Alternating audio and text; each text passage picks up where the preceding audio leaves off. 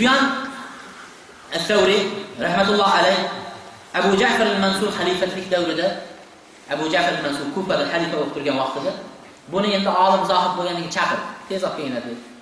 Chaqirib olib keldi, aytdiki, sizni men dedi, mana shu shaharga dedi, qozilik martabasini sizga topshirsam, qozilik qilsangiz, ikki odamning o'rtasida kelishmovchiliklarni siz hal qilib tursangiz, men shu vazifani sizga topshirsam deganida ko'p jamoatning ichida aytdi, yo'q. Siz bu narsada adashyapsiz. Men bu vazifani bajara olmayman, qo'limdan kelmaydi. Yo'q. Sen meni gapimni tashlayapsanmi? Va illa qilasan, bo'lmasa dedi, seni qamayman, qamoqqa o'ldiraman. Nima qilsangiz shuni qiling, men bu vazifani qila olmayman. Subhanalloh. Chaqirib olim kishini qozi bo'lasan desa, o'ldirsangiz o'ldiring, qamoqqa tashlasangiz tashlang, men shuni qilmayman deyapti. Hozir olimlar bo'lsa, unaqa emas. Martaba bo'lib qolsa, mansab bo'lib qolsa bo'ldi. Shundan aytdiki, nima qilsangiz qiling. Qarasa, ya ulan chaqirdi bir soqchisi. Xabar bo'ldi, qani dedi. Qarasa ish jiddiy, qamoqqa ketadi. Aytdiki, bir kunga muhlat bering. O'ylanib ko'ring, bir kun. Mayli ertaga dedi, falon vaqtgacha senga muhlat dedi. Tunda matolarini yig'ishtirdi, hamma narsasini oldi, farzandi ham yo'q, bolalari, ayoli yo'q edi. O'sha vaqtda uylanmagan. Hamma narsasini yig'ishtirdi, Kufadan chiqib ketib qoldi tunda. Yaman shahriga qarab ketdi. Ertasiga Mansur, Abu Ja'far al-Mansur chaqar yubordi. Qaranglar, qani chaqirib kelinglar. Nima kelmayapti degan. Borsa yo'q, ketib bo'lgan tunda. Qochib ketdi. Shunaqa g'azabi chiqdi, haligini menaqa podshoni amriga itoat etmagan odam albatta o'lishi kerak dedi. Kim Sufyonni tiriklay yo o'lik holatda menga olib kelsa, unga falon mablag'da pul mukofot. Podshoh mukofot qildi. Haligi Sufyan Savri necha kunlar davomida piyoda yurib Yamanga qarab ketyapti. Yo'lda mablag' yeydigan maosh narsalar tugadi, hamma narsa. Shunday qaradida bir bog'ni ko'rdi. Sekin bog'ga bordi. Borsa bog'ning egasi bor ekan.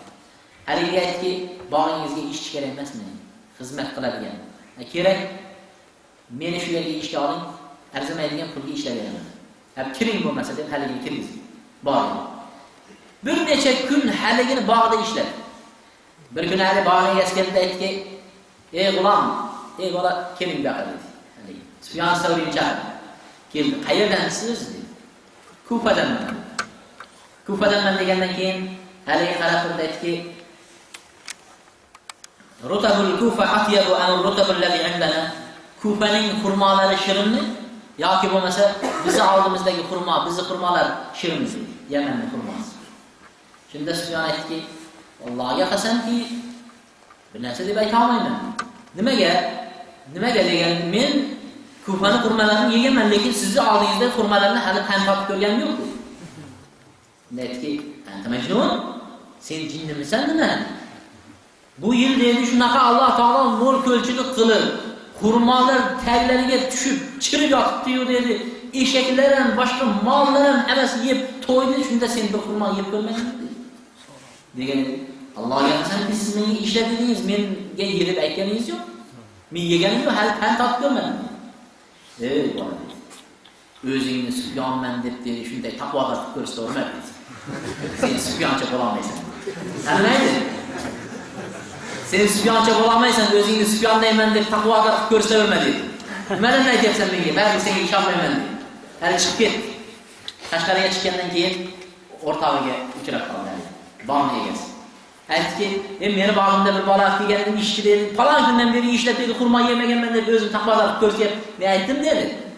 Sen baribir Sufyonday bo'la olmaysan deb aytdim dedi. Degan to'xtachi. Sifati qanaqa, uni tuzilishlari qanaqa degan, mana tuzilishlar degan. U ayni Sufyon o'zi bo'lish kerak. Yurib borib qaraymiz dedi. Agar Sufyon bo'lsa dedi, shuni o'sha podshohga bersak dedi, katta mukofot olamiz. Qarang, niyat bo'lsin. Shuni o'shamizda dedi, podshohga beramiz dedi. Buni dedi, darrov dedi, katta mukofotning egasi bo'lib qolamiz deb yugurib ketdi. Sufyan Savri matolarini olib ketib qolgan. Yamanga keldi. Yamanda yetib kelib, Yamanda bir necha kun o'sha yerda istiqomat qilib, ishlari bilan o'zini shug'ullanib, halol mehnat bilan shug'ullana boshladi. Bir kun odamlar tuhmat qilib Sufyonni o'g'ri deb Yamanning valisi, hokimi, Yamanning hokimiga shikoyat qilib, Sufyonni olib ketdi, yetaklab olib ketdi. Qarasa Yamanning valisi, hokim bir vaqor, haybat, salobatlik bir odam oldida bütün odamlar mana o'g'ri deyapti. Shunday siz o'g'irlamadingizmi deganda Allohga qasamki o'g'irlamadim dedi. Men Allohga qasamki o'g'irlaganim yo'q dedi. Sizni o'g'ri deyapti deganda deyishayotgan bo'lsa tuhmat bilan aytishyapti. Tuhmat qilishyapti menga dedi. Shundan keyin sizni ismingiz kim deganda Abdulloh dedi. Dadangiz ismi kim deganda Abdulloh dedi. Abdulloh degan Allohning bandasi degan. Kimsan degan Allohning bandasiman deyapti.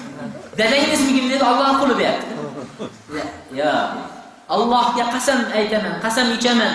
Sen o'zingning ismingni ham, ayni o'zingning isming va dadangning ismini ham aytasan. Kim sening isming dedi? Sufyon. Dadangning ismi dedi Ibn Sa'id al-Thawri. Farscha sen. Sufyon al-Thawri olim, abid, zohid sizmisiz deganda? Ha.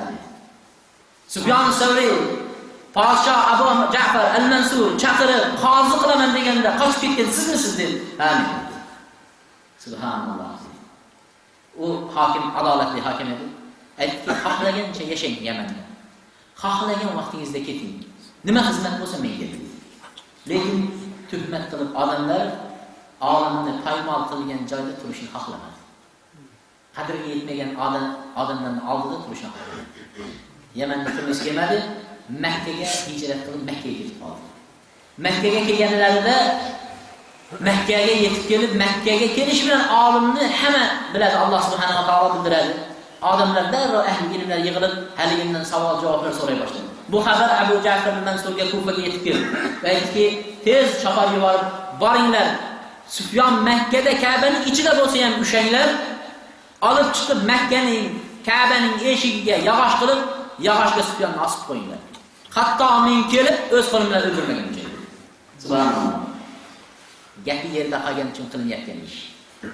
Menday odamni gapi yerda qoldi deyapti-da. Olim bo'lasanmi, zohid bo'lasanmi, kim bo'lasan, Allohning valisi bo'lasan o'ldirish kerak. Nima? Bir gapi yerga qolgan uchun. Qozi bo'l dedi, bo'lmayman degan uchun. Kibr bizda qanchalik narsa. Shunda choparlar hali yugurib keldi. Ka'baga kirishdi. Sufyon as-Savri Ka'bada dars berib turgan. Shunda kirishib, Sufyon as-Savri qayerda ekanini bizga kim ko'rsatsa, muncha mukofot dedi. Ali shogirdlar aytdi, xolos. Tamom. Siz ham biz ham hammamiz hozir endi o'lamiz. Jazo o'lim dedi. Sufyon as-Savri shunday o'rnidan turib Ka'baga yuzlandi.